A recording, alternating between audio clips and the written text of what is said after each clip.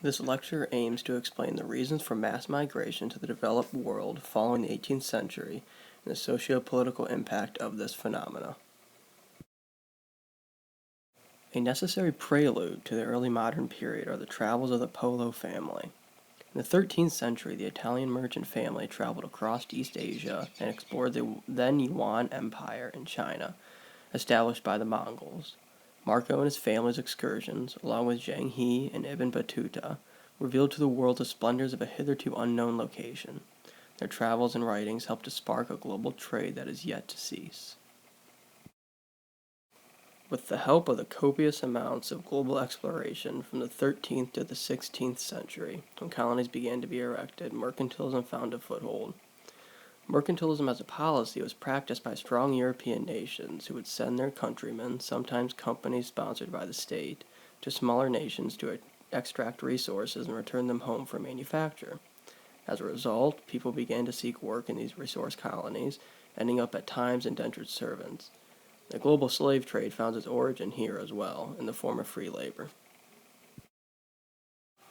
The mass amounts of raw goods collected from the colonies called for large-scale manufacture. At the turn of the 18th century, with the help of technological advances, industrialization began. Mass production of raw goods to consumer goods or otherwise gave rise to a middle class. Cities new and old alike grew to heretofore unseen magnitudes.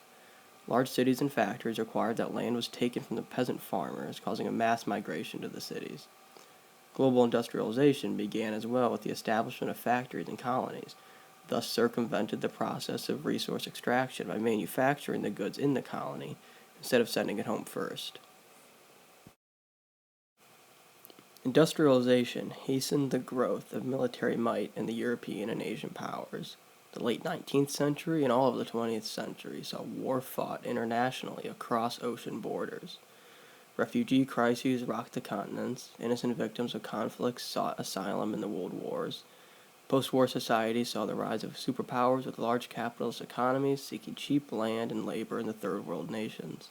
International policies were instituted to protect the rights of the nations of the developing world. Wars in the Middle East by dictators in opposition to cooperation with the Western democracies, represented by the United Nations, have led to refugee crises in Western Europe and the Western Hemisphere as a whole.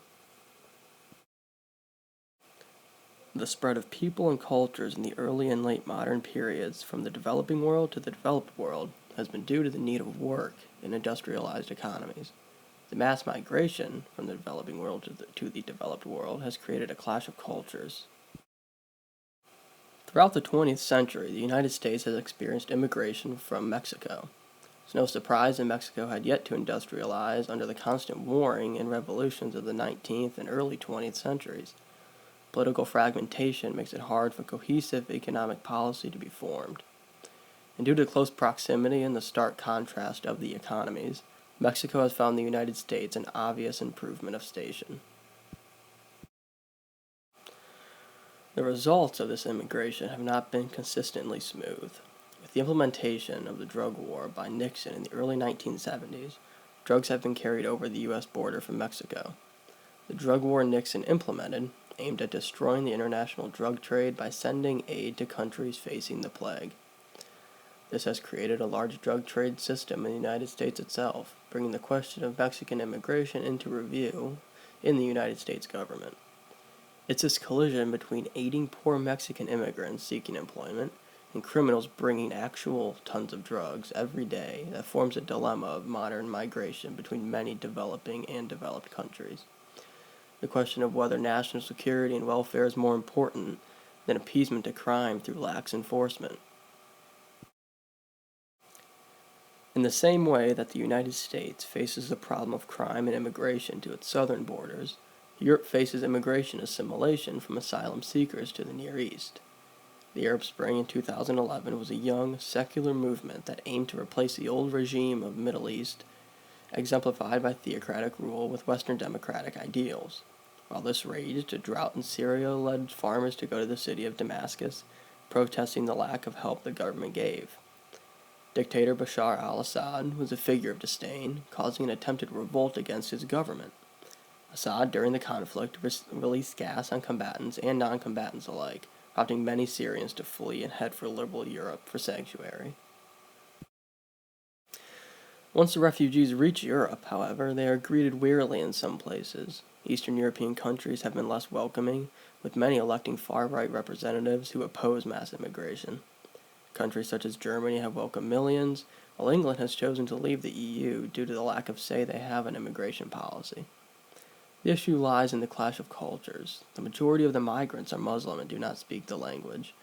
This can make it hard for the immigrants to assimilate into service-based economies where communication is mandatory. Cultural identity comes into play when evaluating the fears of many nations.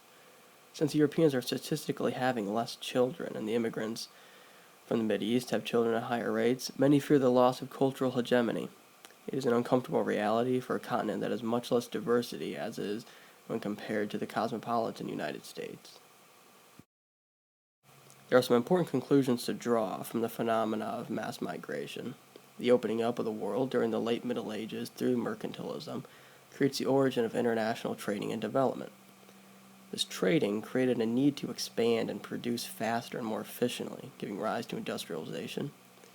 In turn, the industrialization of nations created a true distinction between them in terms of actual strength and sometimes superficial supremacy, leading to the migration of people to find work. Wars and conflicts made possible by mass industrialization because of large-scale, massive refugees fueling large wars.